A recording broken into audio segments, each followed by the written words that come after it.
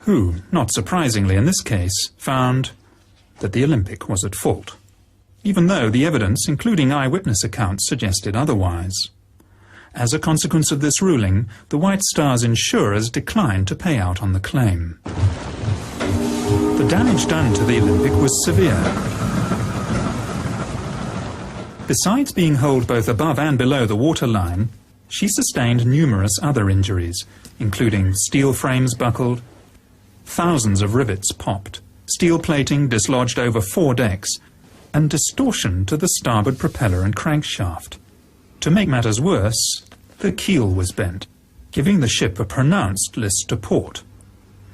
Interestingly enough, when 6 months later the ship which came to be known as the Titanic made her maiden voyage out of Southampton, second-class passenger Lawrence Beasley, a science teacher, noted that the ship seemed to have a slight but permanent list to port on the first part of the voyage, a fact noted by several other surviving passengers.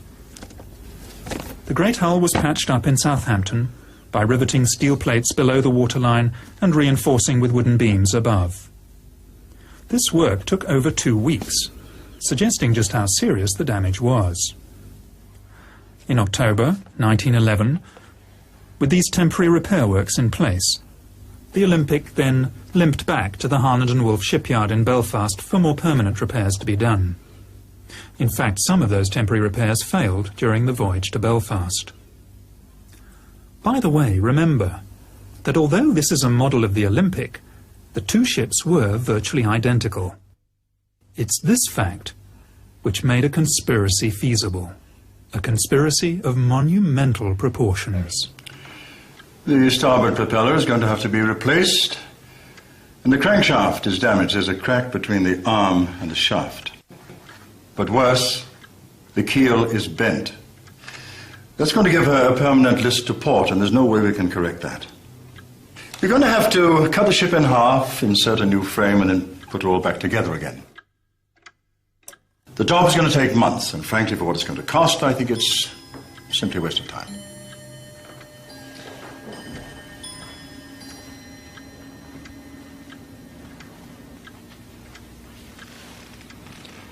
Can you not just patch her up until Titanic is ready? Well, we could put in a bulkhead to strengthen her. But to be honest, sir, she will never pass another Board of Trade inspection. In Belfast, the Titanic was nearing completion, but all work on her stopped so that every effort could be put into the repair of the Olympic. This work took 7 weeks instead of the 2 weeks originally planned, and involved replacing steel plates along fully 1/3 of the starboard side of the ship. Another indication that the damage was far worse than was originally thought. Now look at this. This is a film of the Olympic backing out of the dock in New York. You can see where she's been patched up on her starboard side. It's a huge area. And that's just the damage above the waterline. In order to get the Olympic back to sea and earning a profit as soon as possible, the starboard propeller, stamped with the Titanic's number 401 and not yet fitted to the Titanic, was fitted to the Olympic. This is a fact of some considerable significance, as we shall find out later. The Olympic's troubles, however, were only just beginning.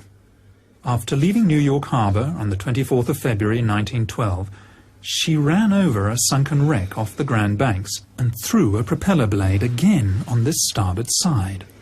The loss of the propeller blade shock-loaded the engine and drive shaft and placed enormous stresses on the already weakened liner. She limped back to Southampton on only one engine, arriving there on the 28th of February. By the 2nd of March, she was once again in the Thompson dry dock in Belfast, having her propeller blade replaced. This should have taken only a few hours, but the Olympic was there, in Belfast, until the 7th of March. In Belfast, the Titanic and the Olympic were most often berthed side by side, and were regularly moved in and out of the Thompson dry dock, especially during repairs to the Olympic. On close examination of contemporary archive photographs, it is possible to see the minor differences in design that tell the two ships apart. On the forward part of C deck, Olympic was built with 16 portholes, the Titanic with 14. Somewhat mysteriously, the Titanic has acquired 2 extra portholes between its launch and its maiden voyage. This clearly points to the possibility that the two ships were switched. At the time of Titanic's launch, the windows on B deck are clearly discernible as being evenly spaced. Yet at the time of her maiden voyage, they have taken on a distinctly uneven appearance. And whereas the Olympic had been open to the public for inspection in Belfast and Liverpool, Titanic was not. That first week in March 1912 was the last time that the Olympic and Titanic were together in Belfast. The twin ships side by side on the River Lagan. And that was when the decision to switch them could have been made. You can't be serious.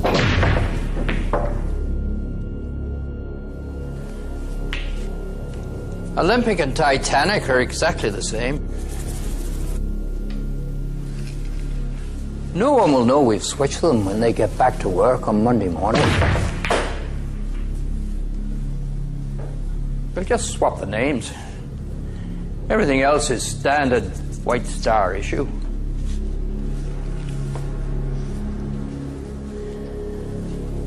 I have some boys at the yard who'll do the job for a couple of £100 each and say nothing.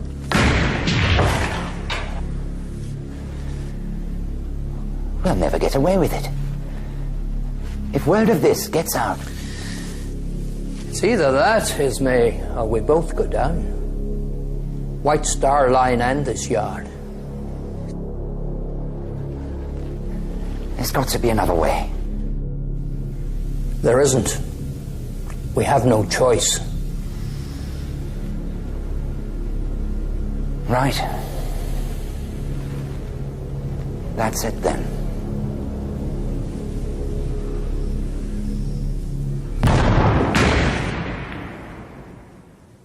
Switching the two ships would have been a remarkably simple undertaking. There were no members of the press poking around or roving TV crews looking for a story. Even photography was in its infancy at the time. And generally, people believed what they were told to be the truth. All crockery, linen and so on was White Star standard issue, interchangeable from ship to ship. Letterheads and menus, etc., were styled to the particular ship, but could easily have been changed. Only the names on the bows and sterns of the ships, the nameplates on the lifeboats, and 48 lifebelts would have to be swapped. This could easily have been achieved using a very small crew, literally over a weekend. And it's highly unlikely that anyone would have noticed a switch when they returned to work on Monday morning. White Star often used photographs, both exterior and interior, of the Olympic as the Titanic, in their advertisements and press releases. Both ships had tiled and linoleum flooring. Yet, just days before Titanic's maiden voyage, Ismay, chairman of the White Star Line, ordered her floors to be carpeted. Was this to cover Olympic's worn linoleum floors? The Harland and Wolff Yard was a vast labyrinth of buildings and workshops, as well as machinery and ships in various stages of completion. Any unusual activity would hardly be noticed. The social order of the day was such that the majority of the workers would never have thought to question their betters. They lived in a time when the majority of the population were told what to think, where to go, what to do and when to do it. It was also a lot easier in the early years of the century to bribe or even bully men into towing the company line, as we shall see when the surviving crew members returned to Britain. There was no social security safety net for the unemployed, and companies had the power to dismiss whole families of workers if one of them did not do as he was told.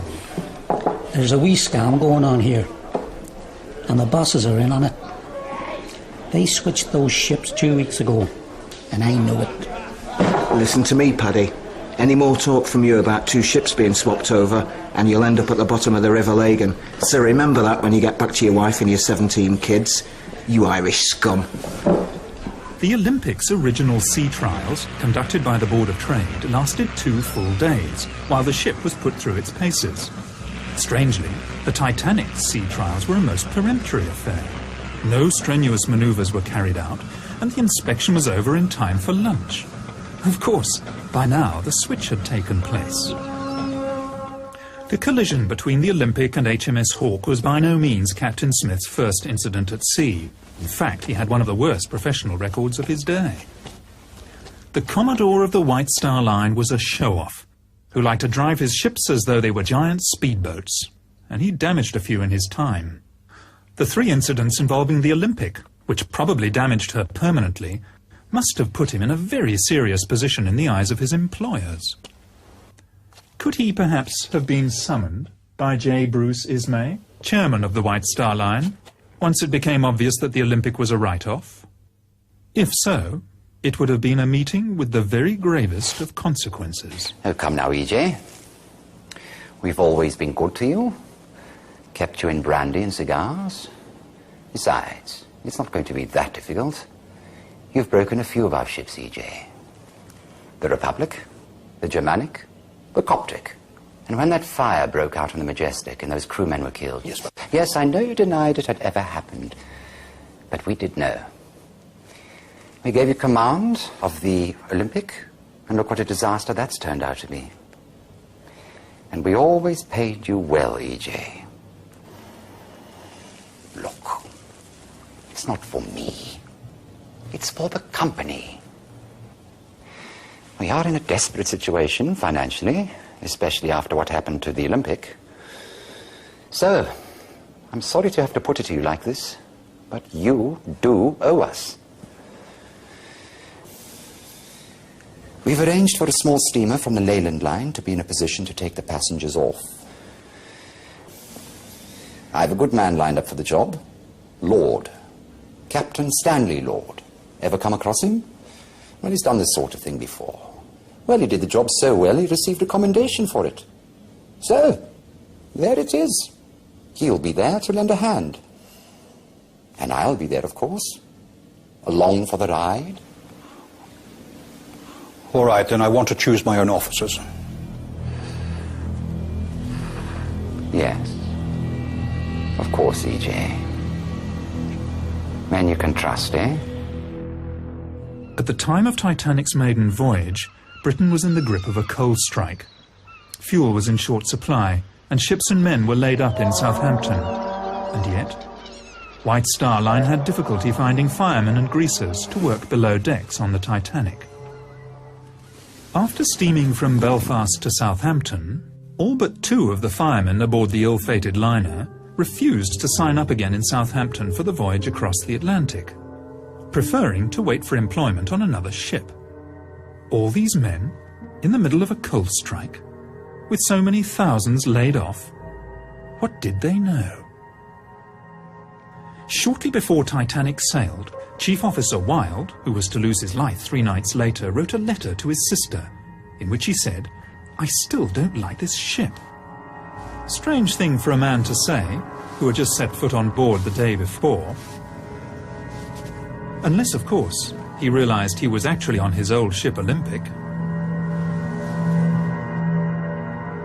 It's strange to think that as the Olympic, now renamed the Titanic, was preparing to make her second maiden voyage, the ship that started out life as the Titanic and was now called the Olympic had to enter her working life with no fanfare at all. The Olympic's original maiden voyage was fully subscribed, whereas her second, this time as the Titanic, was only about half full, and that in the middle of a coal strike when passengers were queuing up to get to America. First-class passengers on other White Star ships were only offered second-class berths on Titanic, even though we know that first-class cabins were available. It's almost as though White Star Line didn't want that many people on board. By the way, when I refer to the Titanic from this time on, I want you to remember that I'm actually talking about the ship that started out its life as the Olympic, but which we believe by this stage had been switched and taken on the identity of the Titanic. The coal strike is important for another, possibly more sinister reason. Most other ships were desperate for coal, and passengers and cargo destined for the New World were stuck in Europe. Yet, the Leyland liner Californian, under the command of Captain Stanley Lord, left the port of London on the 5th of April, 1912, just 5 days before Titanic's departure from Southampton, not only fully coaled, but apart from her own crew, empty of passengers. With more than enough coal to get her to the United States, she headed off into the middle of the Atlantic at full speed, empty. Apart from a cargo of woolen sweaters.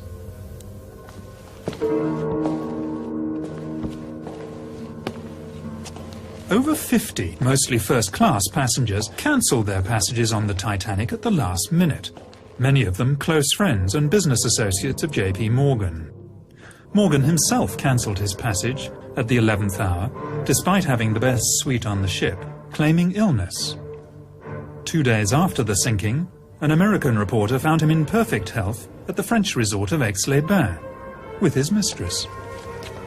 Morgan also had several valuable bronze statues which he was planning to import to the United States, taken off the Titanic an hour before she sailed. Could Morgan have known the fate of the Titanic fully 4 days before the disaster?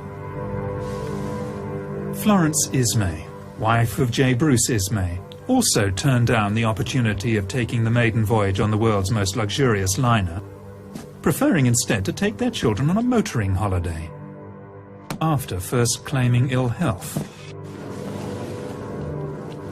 Now there is one thing that sailors fear above all else, and that is fire at sea. And yet when Titanic cast off from Southampton, there was a fire smouldering in number 10 coal bunker. Instead of putting out the fire, the bunker was actually topped up with 400 tons of coal. Captain Smith knew it, the ship's officers and chief engineer knew it, as did those who worked half-heartedly to put it out. The fire that had been smouldering in coal bunker number 10 had been smouldering for a week, and yet it was kept from the Board of Trade Inspector Maurice Harvey Clark, who at the British inquiry denied all knowledge of it.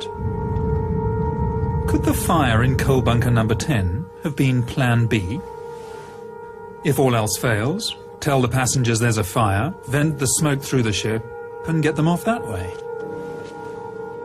Captain Stanley Lord and the Californian had left the port of London in a great hurry, ostensibly bound for Boston.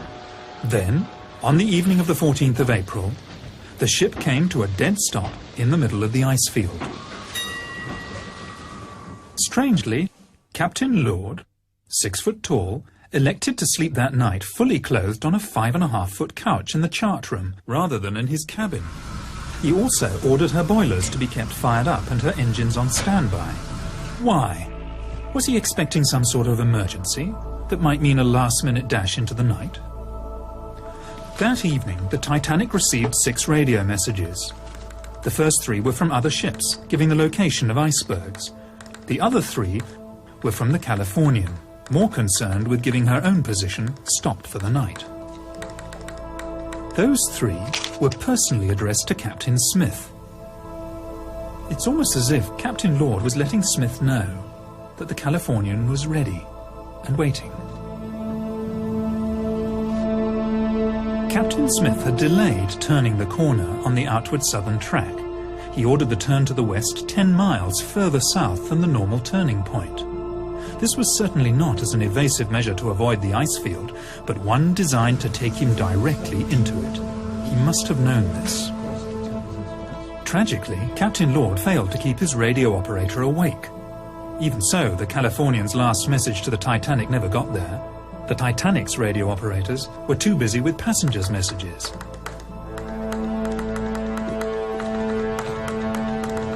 It was standard practice of the day for captains to run their ships at full speed through the ice field. Any object large enough to damage an iron steamship would be seen in plenty of time to avoid it. Other ships in the vicinity cruised on at full speed on that night, so in that respect Captain Smith was by no means unique. So why, then, was the Californian stopped? Had she reached her destination, and was she now waiting? Sometime before 11 p.m, lookouts Fred Fleet and Reginald Lee came on watch and climbed to the crow's nest. Captain Smith retired for the night, but coincidentally, like Stanley Lord, he also chose to rest fully clothed, not in his own cabin, but in the chart room behind the bridge, almost as if he expected to be called back to the bridge at any moment. It was very cold outside, and few, if any, passengers would have been on deck. First Officer Murdoch was standing on the open part of the starboard side of the bridge when he saw the iceberg about 800 yards ahead. He ordered the ship turned to port, and inexplicably, engines full astern. By reversing the engines, Murdoch was actually increasing the risk of collision, something he must have known. Maybe Murdoch, hand-picked by Captain Smith, was deciding to give the iceberg a nudge anyway. Given that the turning circle of the Titanic was 1,280 yards and the stopping distance 850 yards, Titanic should have been able to avoid the iceberg with the greatest of ease, even allowing for a slight delay while orders were given and the wheel turned the ship to port. So why didn't it? Second Officer Lightoller told the inquiry that before going off duty for the night, he would have been easily able to see an iceberg from 1.5 miles, more probably 2 miles away.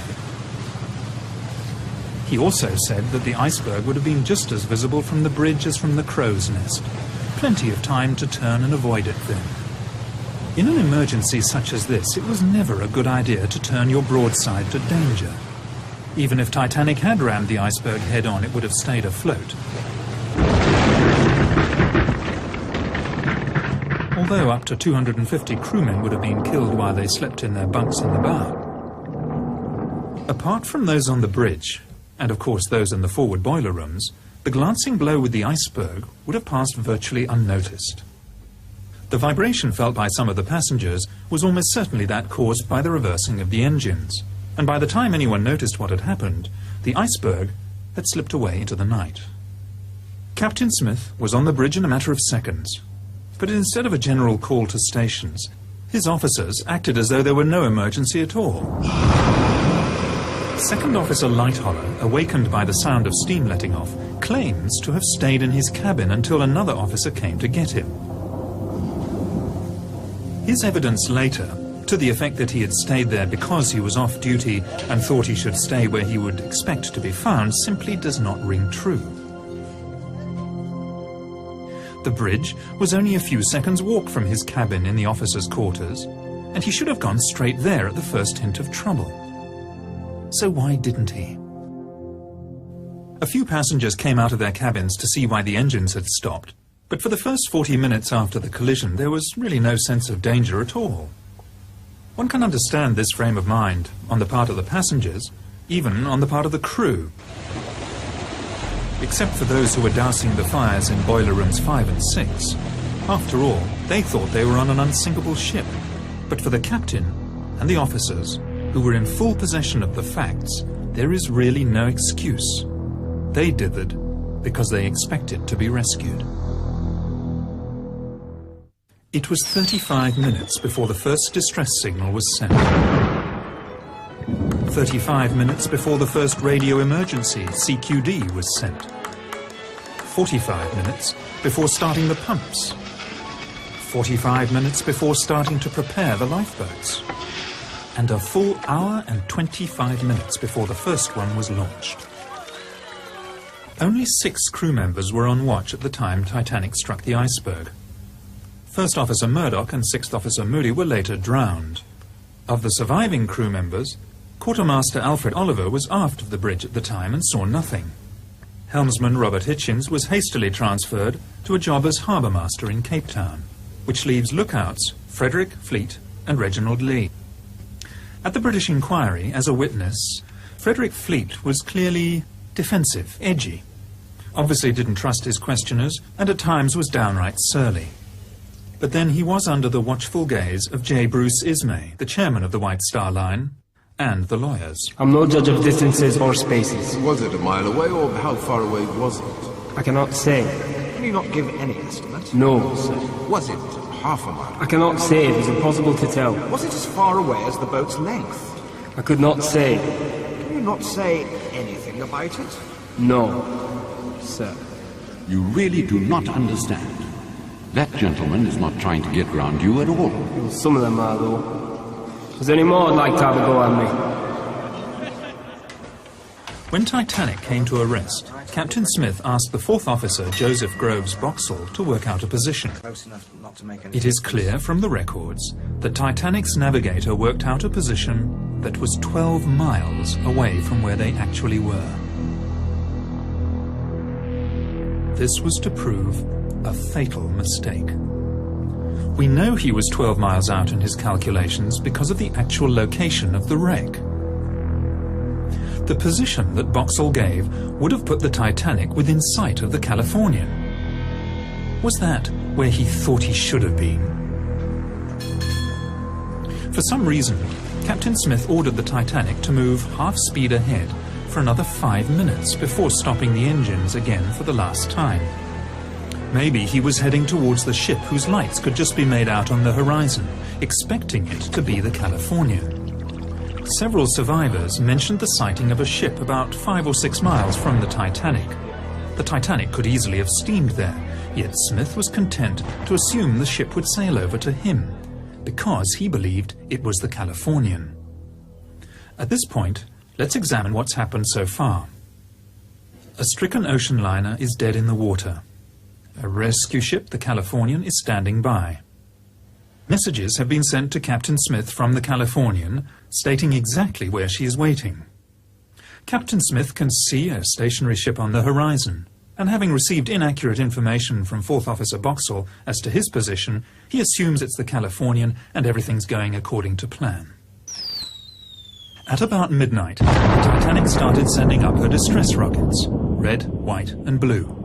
Rockets could also be seen from the bridge of the Californian, and this was duly reported to Captain Lord.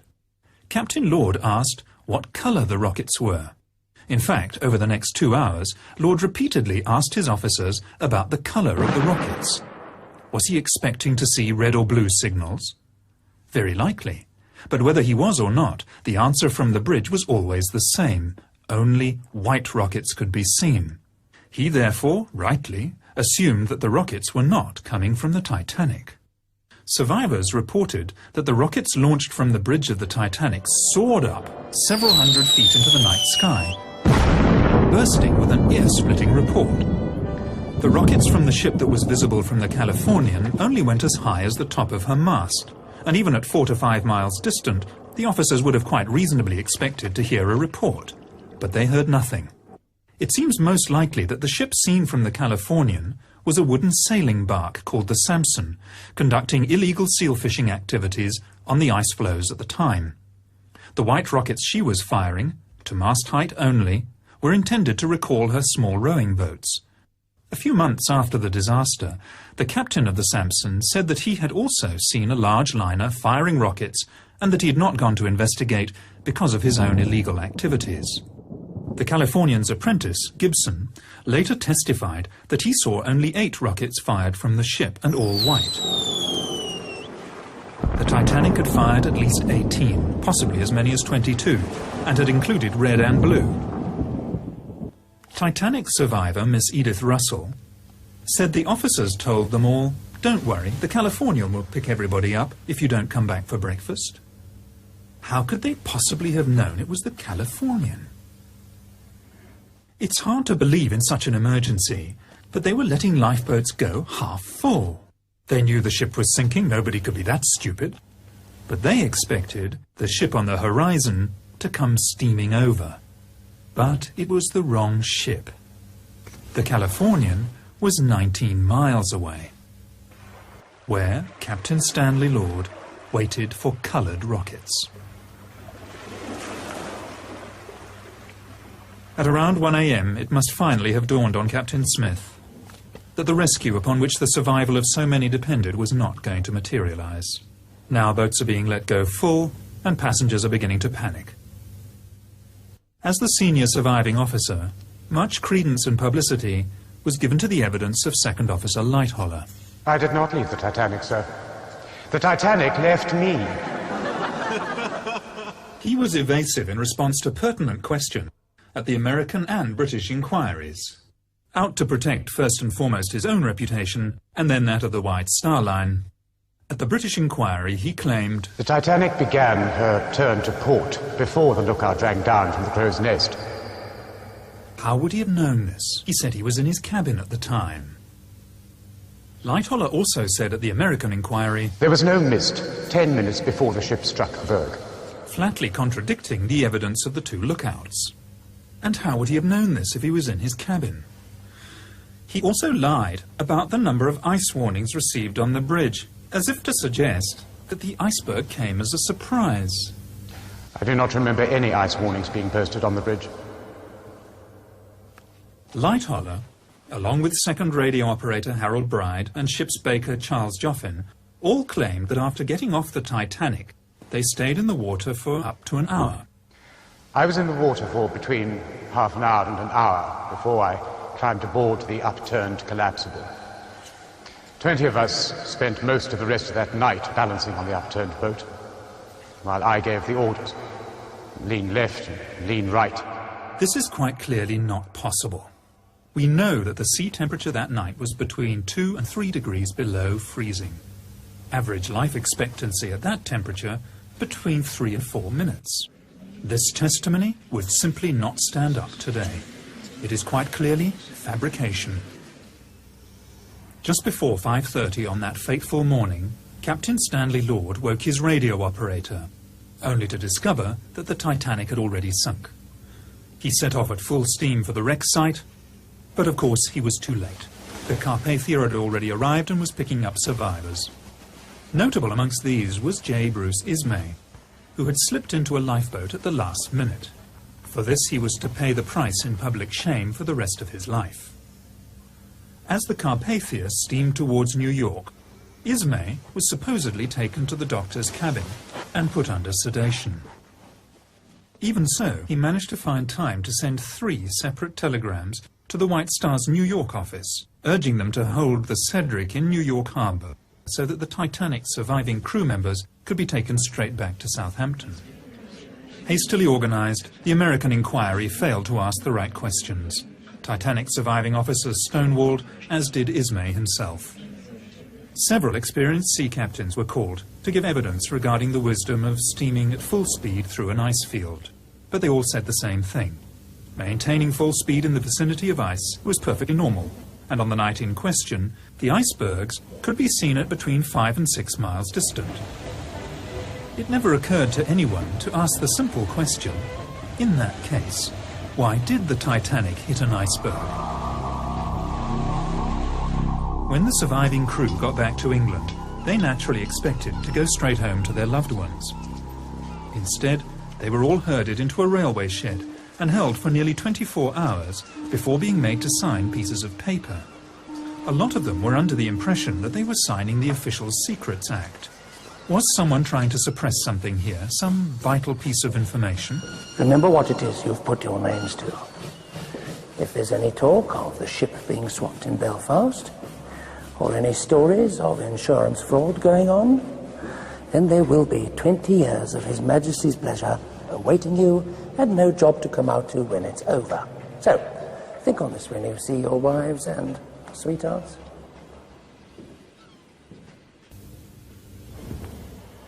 Ismay, Lightoller and the other surviving officers all came back to England on the steamship Adriatic.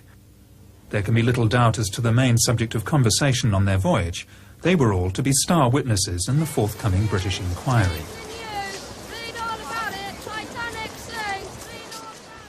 Now, it is unlikely that a fraud of such immense proportions could have been undertaken without the collusion of the authorities, notably the British government, as we shall see later when we look at the inquiry.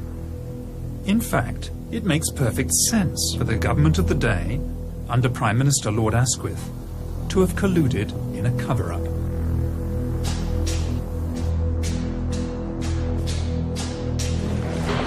You'll never believe what they've just done.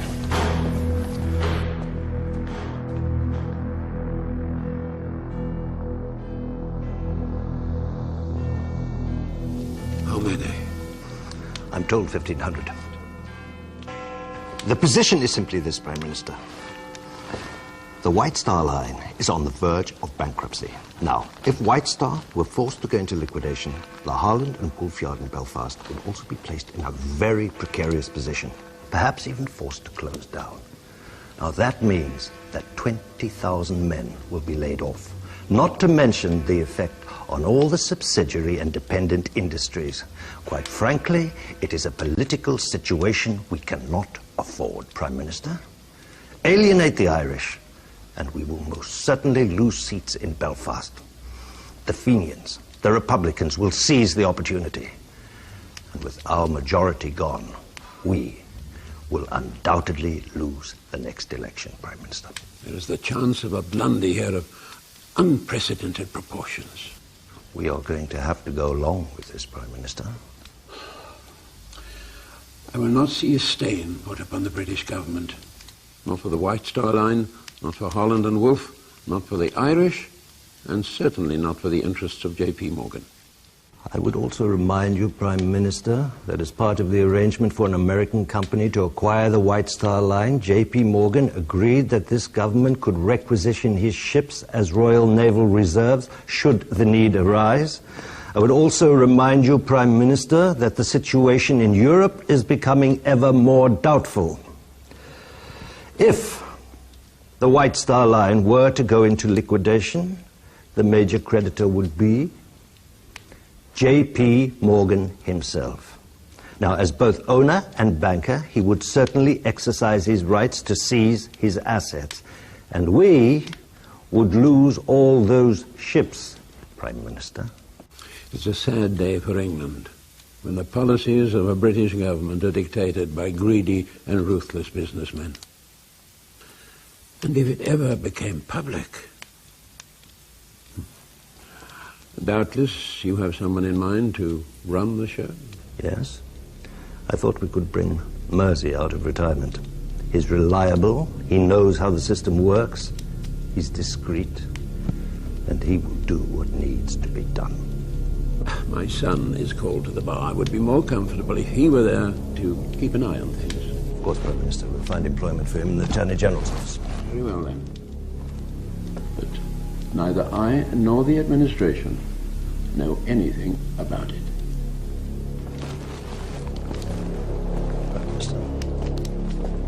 So, the Board of Trade inquiry was to be conducted by Lord Mersey, President of the Board of Trade and no stranger to the art of cover-up. Since the enormous loss of life was in part due to outdated Board of Trade regulations regarding the number of lifeboats to be carried by ships and the safety of ships at sea generally, it was hardly likely that the inquiry was going to be too concerned with uncovering the truth, the Board of Trade being both plaintiff and defendant in the case. The hearings were held at the Scottish Drill Hall in London, where the acoustics were so bad that spectators in the public galleries found it difficult to hear everything that was said. Lord Mersey had complained about the unfortunate choice of venue, but then again it had been booked by his son. Harold Sanderson, representing Harland and Wolff, repeatedly made the mistake of referring to the Titanic as the Olympic. As for Lord Mersey himself, he simply didn't ask or allow to be asked the right questions. The press, who were there throughout the hearings and could have done something about it, were more interested in the scandal surrounding the lucky escape of J. Bruce Ismay. Other expert naval officers told Lord Mersey that even on a moonless night there'd be no difficulty spotting an iceberg from as far away as 6 or even 10 miles. Remember, the full turning circle of the Titanic at top speed was only 3/4 of a mile. The whole British inquiry was a whitewash. Captain Smith would not be blamed because he was no longer alive and could not defend himself. The lookouts were not to blame. The design and construction of the Titanic was not to blame. Neither were her officers or her owners. In fact, no one was to blame, except Captain Lord. Captain Lord stood alone. If Lord Mersey heard anything at the inquiry that he didn't like, he simply ignored it. She looked like a small tramp steamer about 5 miles away. They were firing rockets just after midnight. Altogether, she fired 8 rockets, and all white, and rose no further than the masthead.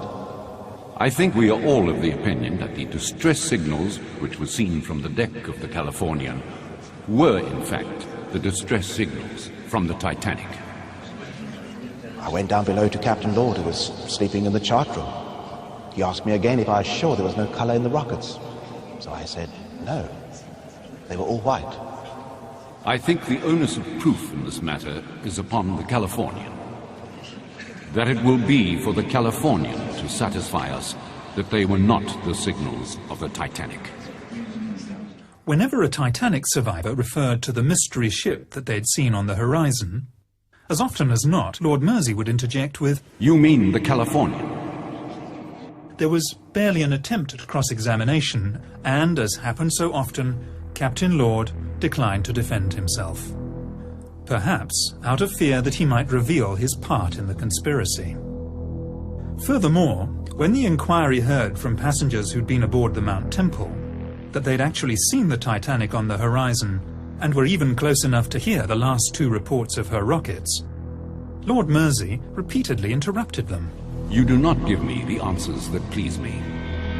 Of course, if Lord Mersey was a party to the cover-up, he would have known about Captain Lord's secret mission and of how the rescue plan failed, largely because of circumstances outside Captain Lord's control. And yet, Lord Mersey repeatedly interrupted the testimony of Californian's officers and instead accepted evidence against Captain Lord that would have been laughed out of court under normal circumstances. Was Captain Lord being made a scapegoat because he had failed to do what he'd been engaged to do on the night of the disaster? Of course, by highlighting Lord and the Californian, Lord Mersey was drawing attention away from rather more sensitive issues. Titanic's bulkheads should have gone 1 deck higher. It was the Board of Trade's own regulations that allowed Titanic to go to sea with too few lifeboats, and the Board of Trade's inspectors who had been so ready to sign the ship off as fit to go to sea in the first place. Titanic cost $10 million to build, and as a brand new ship would have been insurable for that amount and more.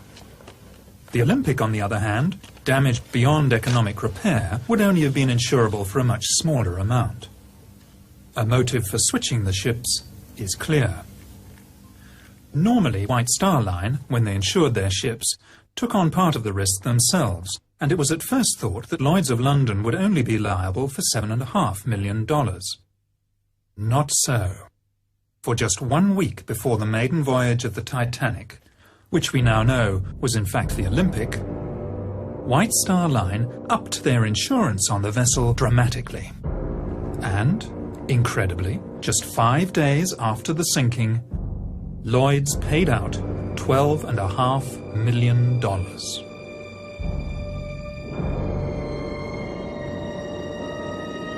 Although 3/4 of a century at the bottom of the Atlantic Ocean did not exactly preserve Titanic in museum-like condition, there is enough left of the wreck to give us more than just an idea of what really happened. Corrosion has done its relentless work, but where the original black paint of the hull has flaked away, it is still possible to see spots of grey paint, which formed the undercoat, except that grey paint was only used as an undercoat on the Olympic and not on the Titanic. Examination of the starboard propeller reveals the number 01 stamped into the metal. In fairness, there is too much corrosion to make out the number 4 clearly, but remember the starboard propeller, numbered 401 for the Titanic, was put on the Olympic as part of the repairs after the collision with the Hawk. Remote cameras under the control of the discoverer of the Titanic wreck, Dr. Robert Ballard, have examined the stern section of the ship. They show that in addition to the lateral bulkheads that were a feature of both the Titanic and the Olympic, there is a longitudinal bulkhead in the stern section where there was none on the original plans for either vessel. The position of this bulkhead suggests a temporary repair has been carried out to strengthen the keel, a keel perhaps damaged by the collision with HMS Hawk. And finally, a close look at the bow could reveal the most damning evidence of all. In 1986, the French National Oceanographic Institute examined the wreck with Dr. Robert Ballard. One of the things they checked was the name of the ship. In keeping with White Star tradition, both ships had their names engraved into the upper bow plates in letters 4 foot high. Examination of the wreck and the name Titanic shows that it is made of iron letters which have been riveted onto the original bow plates. With the passage of time, 2 of the letters have dropped off and been lost forever in the sediment of the seabed. At the place where they once were, engraved into the hull, are the letters M and P.